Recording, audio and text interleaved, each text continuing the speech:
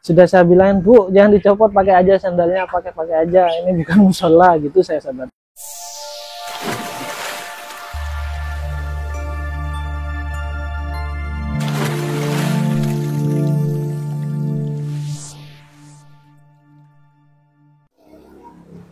Bismillahirrahmanirrahim. Assalamualaikum warahmatullahi wabarakatuh. Hamdan wa syukranillah, salatu wassalamu ala rasulillah, amma ba'd. Halo sahabat YouTube semua dimanapun berada, berjumpa lagi dengan saya di channel Syahrul Toko, channel yang membahas seputar toko sembako. Baik sahabat, bagaimana kabar sahabat semua? Mudah-mudahan selalu sehat dan dimudahkan segala urusannya, dilancarkan rezekinya. Amin ya rabbal alamin. Pada kesempatan kali ini izinkan saya untuk menjawab beberapa pertanyaan yang ada di kolom komentar. Nah, di sini insya Allah akan saya jawab sesuai kemampuan saya. Apabila ada yang kurang, mohon dikoreksi atau ditambahi. Oke, langsung saja. Untuk pertanyaan yang pertama, ini ada pertanyaan dari Andi Kopral. Oke, pertanyaannya yaitu total biaya semua bangunan, listrik, aset dagangan berapa, Pak? Nah, jadi yang ditanyakan Mas Andi ini biaya bangunan, listrik, sama aset dagangan itu berapa? Baik, untuk di toko saya, mohon maaf sahabat ya, saya masih sewa ya. Di toko ini saya masih sewa. Saya sewa selama 6 tahun. Jadi untuk bangunan saya kurang tahu berapa habisnya, karena saya sewa, masih sewa ya. Saya sewa 6 tahun. Di sini saya sewa 6 tahun 15 juta. Kemudian tapi saya rehab dalamnya itu habis kurang lebih 13 jutaan sahabat. Jadi kalau di total pengeluaran saya sewa sama perbaikan itu sekitar 28 juta. Kalau dikalkulasi ya mantap 5 jutaan lah per tahun. Itu ya sahabat. Baik sahabat, untuk listriknya sebelum saya sewa itu ukurannya 1200 ya. Kemudian di toko saya ada freezernya 2, freezer dari Campina sama Ais. Kemudian ada showcase-nya 2, Coca-Cola yang ukuran sedang ya, 1 pintu. Kemudian showcase satu lagi 1. Nah, berhubung ada freezer 2 sama showcase 2, kemudian sama lampu-lampu, saya bikin agak ya sahabat, agak berdekatan. Itu 1200 dayanya kurang. Akhirnya saya upgrade lagi menjadi 2200. Jadi ya sahabat, per bulannya, untuk per bulannya saya menghabiskan, untuk per bulannya listrik saya menghabiskan 750.000 token ya, pembelian token. Jadi saya kalau ngisi token itu biasanya 200.000 gitu. Jadi saya total selama 1 bulan itu totalnya 750.000. Kemudian aset dagangan. Nah, aset dagangan untuk rak, meja kasir, kemudian timbangan, seperti yang di belakang saya ini saya bikin sendiri ya. Jadi untuk rak yang ini saya bikin sendiri, panjang 9 meter, ini saya bagi 3 menjadi 3 meteran. Itu menghabiskan dana kurang lebih 6 juta dengan tinggi 190 cm. Saya bikin tinggi karena toko saya agak sempit, jadi biar barangnya bisa muat banyak.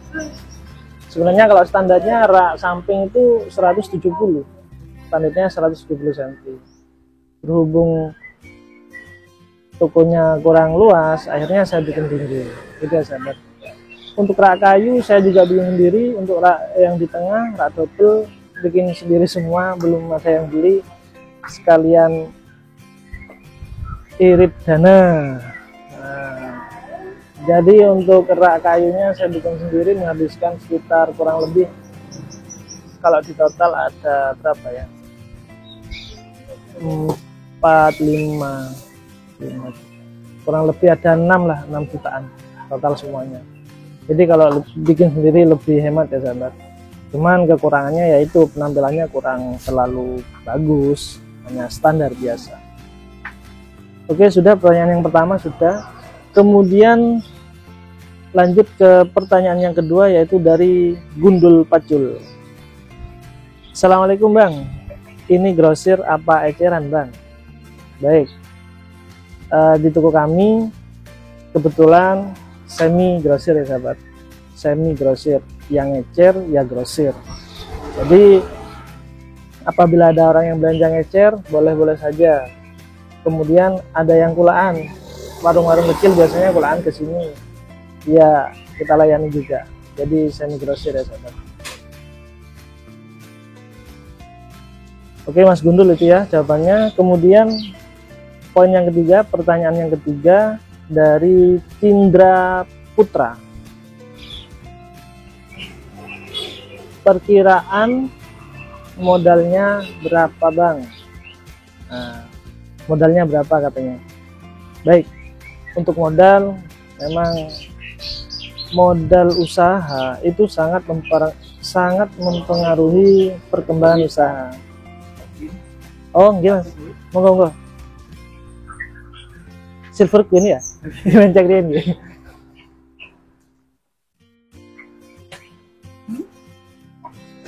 Sudah? Sudah? Terus Mbak, mari. Enggak ngeling. Pakai wong dulu saya enggak. Memang hawa nih. Oh, paling rendah paling. Iya, paling kayak gitu. Mari ditensi. Coba tensi Mbak. 9.000, 15, 10.000. Tambah itu.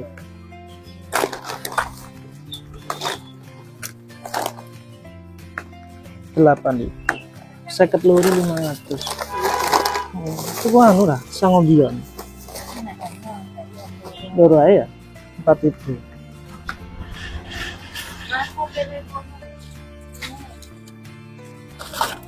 Iya Mak, kan kelemun rasanya. Sangobion.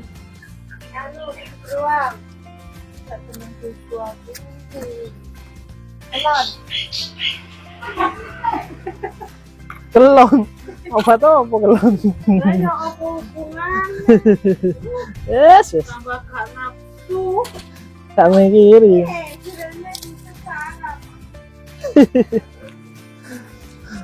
Betul kelon. Saya kowe. Kelon ya enak tapi kan Ngene iki wis gak tinggal ya gak ketemu, kadang ya malah penak malah ya enak. 4.500. Ya, sun ya. Di sangobion om. Ini masuk dalam. S2 ya. Ya, makasih. Baik sahabat, untuk selanjutnya yaitu pertanyaan yang ketiga dari Cindra Putra. Bang, perkiraan modalnya berapa? Baik, ini pertanyaan yang sering muncul ya sahabat di kolom komentar. Modal. Untuk toko saya dulu di tahun 2013 modal awalnya 25 juta. Nah, itu dikelola, alhamdulillah bisa sampai seperti saat ini. Ya sahabat. Jadi memang sih untuk modal sendiri itu pengaruhnya sangat besar di usaha warung sembako kita. Namun jangan putus asa. Kalau kita mengelola tokonya dengan baik, manajemennya betul, pengelola keuangannya bagus, tidak mementingkan gaya hidup dulu, tidak, katanya gini, mending fungsi daripada gengsi gitu. Jadi maka kalau kita semuanya prosesnya betul, pengelolaan tokonya baik, pasti tokonya akan berkembang dengan baik. Nah, itu ya sahabat. Jadi untuk modal saya dulu di tahun 2013 sebesar 25 juta. alhamdulillah. Untuk kisah yang saya alami, insya Allah di konten-konten berikutnya akan saya bahas mengenai perjalanan selama saya menekuni usaha toko sembako. Baik, lanjut ke pertanyaan yang keempat dari full time IDN. Mas, aku baru buka toko nih sekitar 5 harian. Toko sembakuku tampilannya modern, bersih dan rapi. Namun masalahnya warga sekitar banyak yang minder buat belanja di tempatku. Apa memang begitu Mas, setiap toko sembako modern pas awal buka? Jadi ini ada yang tanya, kalau baru buka toko yang modelnya modern, apakah membuat pelanggan enggan masuk atau gimana? Enggak juga. Malah kalau toko modern tampilannya bersih, penataannya bagus, itu malah seharusnya pelanggan bisa masuk. Namun ini saya sendiri ya sahabat, di toko saya sendiri pernah dulu pas awal buka di toko ini, ada orang masuk sandalnya dicopot karena katanya kelihatan bersih. Sudah saya bilang, Bu, jangan dicopot, pakai aja sandalnya, pakai aja, ini bukan musola gitu saya sahabat. Tapi mereka bilang, nggak usah takut kotor, nggak usah takut kotor Bu. Nah, karena banyaknya orang yang selalu copot sandal setiap mau masuk toko, akhirnya di depan saya kasih tulisan, sandal dipakai, sandal dipakai. Ya itu sahabat, mungkin kalau di desa ya bagi orang-orang biasanya kan ada ibu-ibu yang sudah tua, ibu-ibu tua itu biasanya gitu ya sahabat, mbah-mbah kalau mau masuk toko dicopot sandalnya, itu kan kasihan.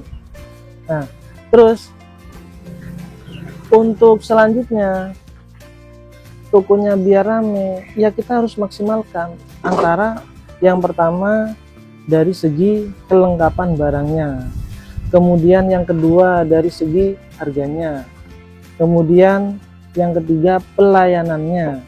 Nah, apabila 3 poin itu sudah dilakukan di dalam usaha sembako kita, maka insya Allah toko kita akan terus berkembang, akan banyak pelanggan, selalu banyak pelanggan. Itu ya sahabat.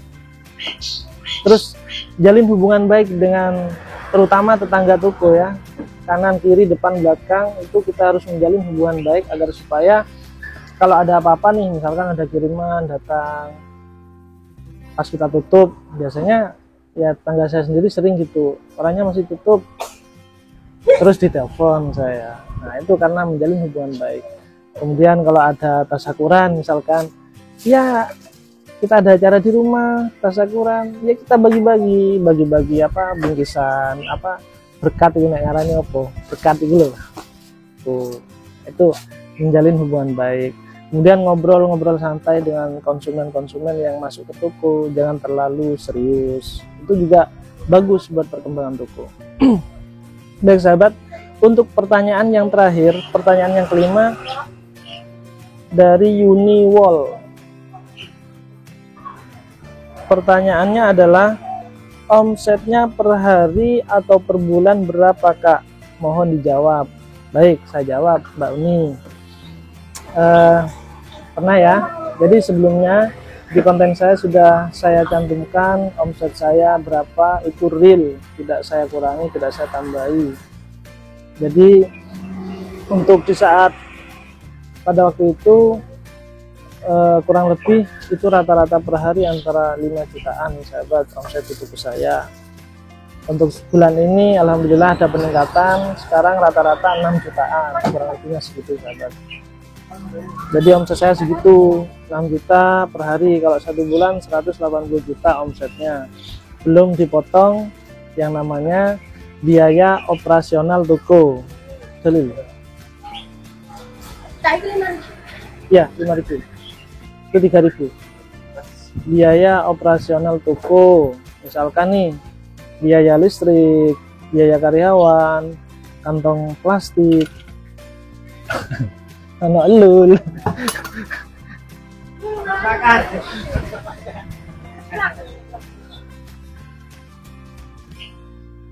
biaya seperti biaya listrik, biaya karyawan, kantong kresek, dan biaya-biaya yang lain yang nggak bisa kita prediksi.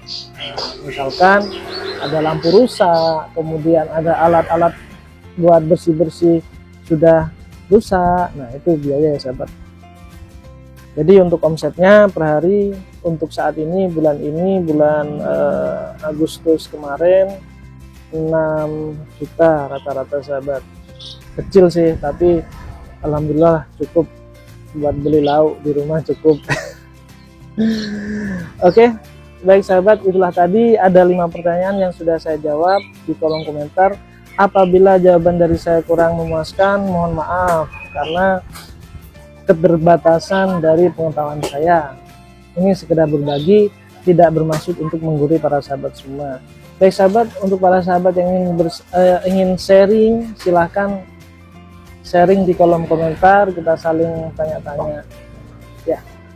Baik, itulah saja dari saya. Apabila kurang mohon maaf, apabila ada salah kata mohon maaf. Akhirul kalam, wabillahi taufiq wal hidayah. Assalamualaikum warahmatullahi wabarakatuh. Salam semangat selalu, salam sehat, salam sukses.